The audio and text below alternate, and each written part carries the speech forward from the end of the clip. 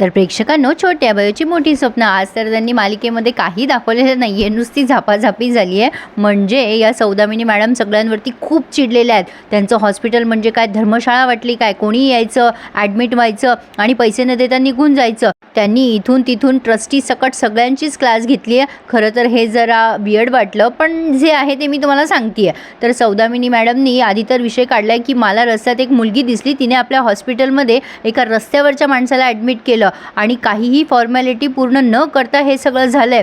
कुठे ती मुलगी? ताबडतोब बोलवा तिला. बयो नाव आहे तिचं. दुष्यंत बयोला फोन करतात. आता बयो येते तिथे कॅबिनमध्ये आणि ह्या मॅडमला बघून आश्चर्यचकित होते. ती म्हणते, मॅडम तुम्ही इथे?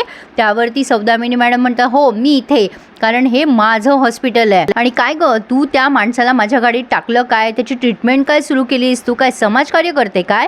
तेव्हा बयो म्हणते, नाही ते मी माझं कर्तव्य केलंय. मग सौदामिनी म्हणते, मी काय म्हणते, आपण इथे सगळेजण का जमलोय? या मुलीची कुठली तरी आयडिया डिस्कस करायसाठी ना.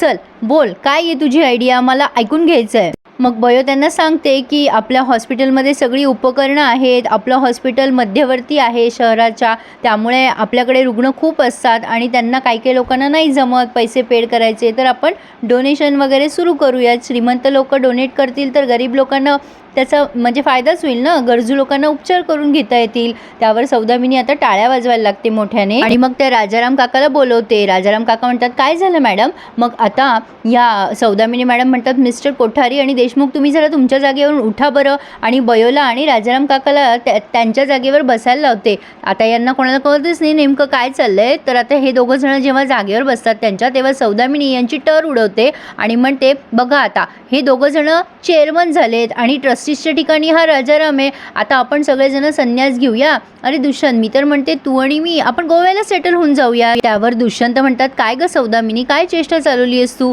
आता लगेच सौदामिनी दुष्यंतचा पण अपमान करते आणि म्हणते, मॅम मॅम म्हणायचं मला, गेटच्या बाहेर मी सौदामिनी आहे. या हॉस्पिटलमध्ये तू मला फक्त मॅम म्हणायचंयस. तेव्हा दुष्यंत म्हणतो, हो हो सौदामिनी मॅम. आणि बिचारा तर राजाराम काकाला खूप लाजल्यासारखं होतंय. मग सौदामिनी म्हणते, मी मस्करी नाही करत आहे, तुम्ही मस्करी करताय. ह्या फालतू आयडियासाठी तुम्ही मीटिंग बोलवली होती. मला वेळ आणि पैसा या दोन्हीचीही किंमत आहे. ही मुलगी लहान आहे, हिला काही कळत नाही, पण तुम्ही सगळे तर सिनियर डॉक्टर आहात ना, तुम्हाला काही कळत नाही का? धर्मशाळा नाहीये, मी सगळ्यांना पुरेसा पगार देते, त्यामुळे सगळ्यांनी मापात राहायचं आणि इकडचा प्रत्येक निर्णय माझ्याच परवानगीने घेतला जाईल. Get out. आता सगळ्यांना ती हकलावून लावते आणि दुष्यंतला म्हणते, तू थांब. म्हणजे बयोची आयडिया बिचारीची फ्लॉप झाली. आता ती दुष्यंतला खूप ओरडते सगळे गेल्यावर.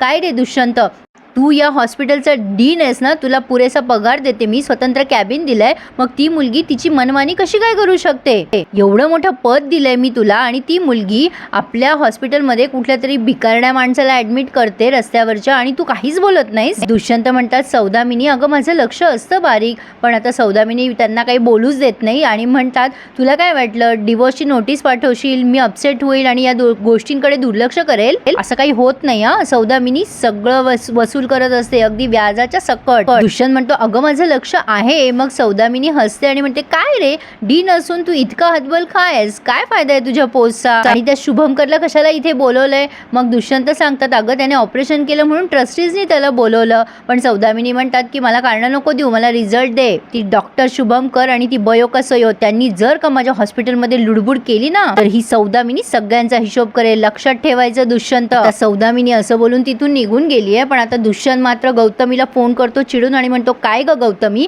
असं कशाला केलंस तू? सौदामिनीचा विषय आपण दोघांनी मिळून एकत्र थांबवला होता ना, मी तू का सौदामिनीला बोलवलंस फोन करून? आता गौतमी आधी तोंड वाकडं तिकडं करते आणि म्हणते, काय सौदामिनी आली? पण आय मीन आली?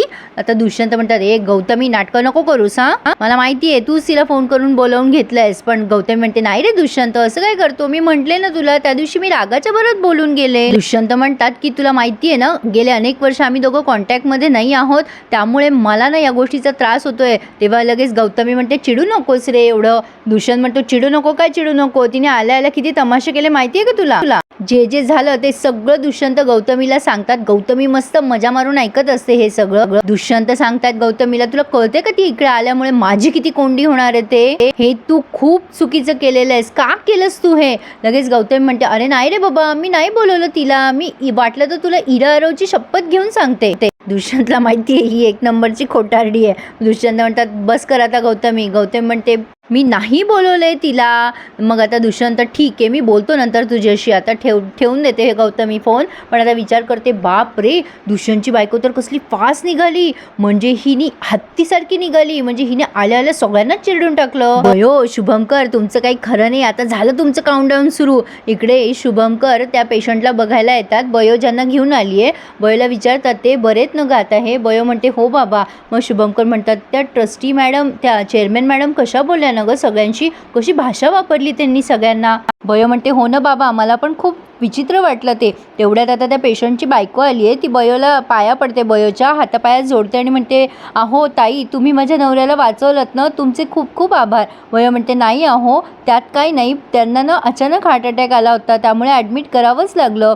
मग आता ह्यांचं बोलणं सुरू असतं. तेवढ्यात लगेच सौदामिनी येते आणि म्हणते ह्या बाई कोण आहेत, आतमध्ये कशा काय घुसल्या त्या. मग ती बाई सांगते की अहो हे पेशंट आहेत ना, मी त्यांची बायको आहे. त्यावर सौदामिनी त्यांच्याशी सुद्धा अपमानास्पद बोलते आणि म्हणते चला निघा, जेव्हा भेटायची वेळ होईल तेव्हा यायचं पेशंटला भेटायला, असं मध्येच नाही घुसायचं, सिस्टर सांगतील तुम्हाला बाहेर बसा. आणि मग या सौदामिनी मॅडम शुभंकर आणि बयोला पण बोलतात काय गये तुला इथे म्हणजे तू इथे यांना ॲडमिट केलं आहे, आता ह्याचे सगळे जे काही हे इलाज झाले त्याचे पैसे कोण भरणार, कारण या माणसाच्या चेहऱ्यावरून काही वाटत नाही आहे हा पैसे देईल, आता पैसे काय तुझा बाप भरेल काय. हे ऐकल्यानंतर मात्र शुभंकरांना खूप राग येतो. ते म्हणतात मॅडम तुम्ही जरा भाषा नीट वापरा. सौदामिनी म्हणते what do you mean by नीट वापरा, हे हॉस्पिटल आहे धर्मशाळा नाही आहे, मी बिझनेस करायसाठी हे हॉस्पिटल उघडलं आहे, समाजकार्य करायसाठी नाही. आता ह्या पुढे जर असला प्रकार झाला तर माझ्या इतकं वाईट कोणी नाही आहे, लक्षात ठेवा. तुम्ही फॉर्मॅलिटी सुद्धा पूर्ण केलेल्या नाही आहेत या पेशंटच्या. शुभंकर म्हणतात अहो मॅडम तिने फॉर्मॅलिटी पूर्ण केल्या असत्या तर पेशंट जगला नसता.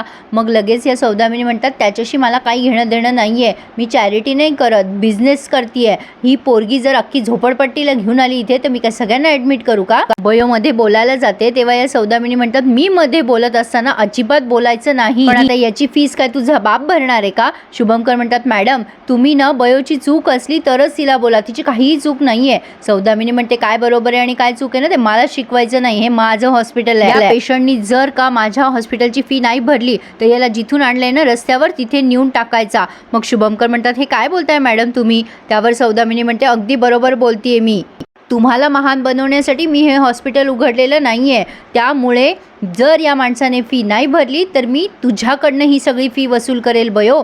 आता बयोला जरा टेन्शनच आलं आहे असं बोलून त्या निघून गेल्यात. आता बयो म्हणते बाबा आता कसं करायचं. शुभंकर म्हणतात बाळा तू नको टेन्शन घेऊ, मी आहेस तर तू आहे ना तुझा बाबा. आता इथेच हा रिव्ह्यू पूर्ण झाला आहे. आता पुढचा प्रोमोचा रिव्ह्यू मी तुम्हाला थोड्याच वेळेत देते प्रेक्षकांनो. रिव्ह्यू कसा वाटला आम्हाला नक्की कळवा आणि प्लीज हो आपल्या रिव्ह्यूला लाईक करायला आणि आपलं चॅनल सबस्क्राईब करायला प्लीज प्लीज प्लीज विसरू नका. धन्यवाद.